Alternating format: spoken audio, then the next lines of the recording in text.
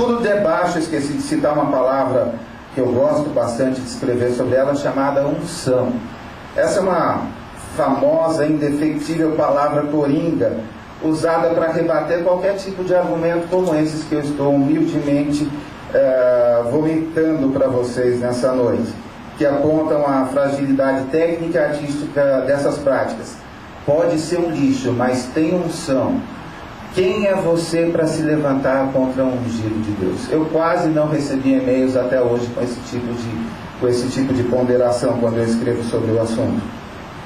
Esse tipo de observação que nós recebemos mostra a indigência que nós também vivemos em vários campos da teologia. No entanto, a argumentação é tão tosca que não deixa de ser um exercício de criatividade, que talvez tenha como origem o ócio intelectual de muita gente bem intencionada. Para isso ficam as obras do São Domênico de Masi para a gente ler. Infelizmente, a mesmice é a zona de conforto pela qual caminham os súditos, não do Deus mercado, mas na minha visão do Satã mercado. Ontem, por exemplo, quem leu meu blog hoje, Merchanzinho Básico, viu uma pesquisa feita por 2 universidades brasileiras que, segundo esse levantamento, 11% dos brasileiros têm no mínimo 2 religiões ao mesmo tempo. No caso das empresas chamadas cristãs, me parece que essas velas às vezes as velas acesas comprovam essa teoria. Às vezes elas são acesas para um destinatário e às vezes elas são acesas para outros.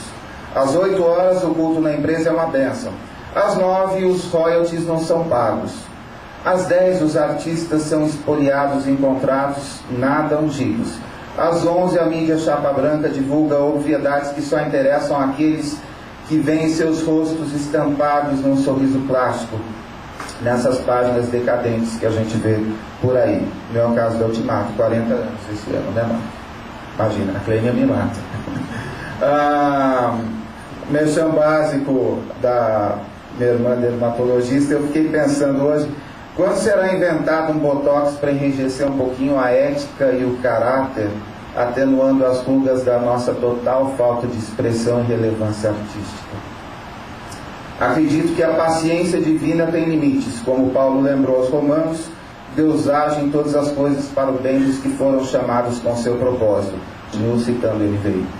Por misericórdia dos que têm lido obviedades e tido os ouvidos flagelados pela música chamada gospel, cuja qualidade remete ao cacófato da expressão, estou certo de que o panorama vai mudar.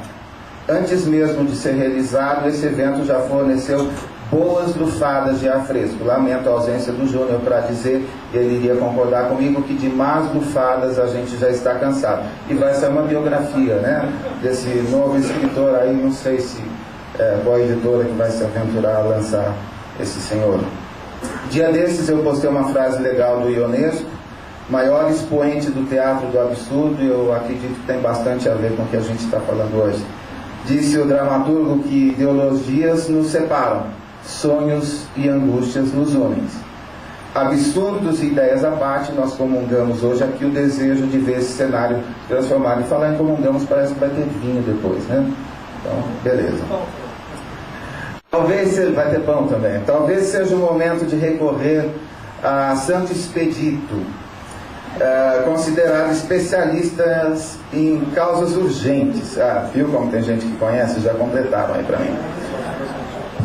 São as 2 religiões. A minha segunda deve ser católica, pelo menos na época do vida acadêmica me disseram bastante isso. Consta que quando o Expedito estava prestes a se converter, apareceu-lhe um espírito do mal na forma de um corvo grasnando cras, que em latim significa amanhã. O cara pisoteou a ave, bradando ode, que significa hoje. Irmãos editores, aqui à minha direita, o irmão político não está aqui, mas irmãos artistas e arteiros que estão aqui. Acho que o dia de deixar o berço esplêndido é hoje, com a ilustração dos famosos folhetinhos do Santo Expedito. Temos à frente o desafio de deixarmos de ser evangélicos e novamente nos tornarmos protestantes. Antes de existir a arte cristã, Marcos já disse isso, ele foi o primeiro então ele já roubou isso de mim. É preciso que nós tenhamos primeiro cristãos que honrem dignamente aquele que inspirou esse epíteto. Não tenho dúvidas de que os pequenos frascos, tá, Mr. Wanner e Dona Ana Cláudia, terão um papel preponderante ao apresentar ao mundo o bom aroma de Cristo, aludindo ao velho adágio. O evento de hoje corrobora essa minha tese. Esse espaço físico aqui, por exemplo, não existiria se o seu Pedro Reis tivesse conversado com alguns executivos evangélicos. É hora de repetir a oração musical, como já falei de muita gente velha, eu vou falar de alguém mais do meu tempo, da Emily, a vocalista cristã da banda Evanescence. Em português: faça meu sangue correr, antes que eu me acabe, me salve do nada do que eu me tornei. Como dizia o mestre, quem tem ouvidos para ouvir, ouça. O presbítero Chacrinha costumava dizer que veio para confundir e não para explicar. Eu era pequenininho naquela época. E o Tanner afirmou que o artista cristão muitas vezes deve ser aquele que irrita e que inquieta.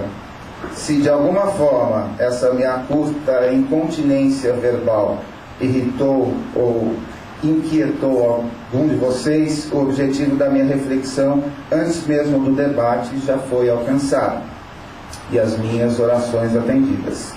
Pela generosidade de vocês em me ouvirem, muito obrigado.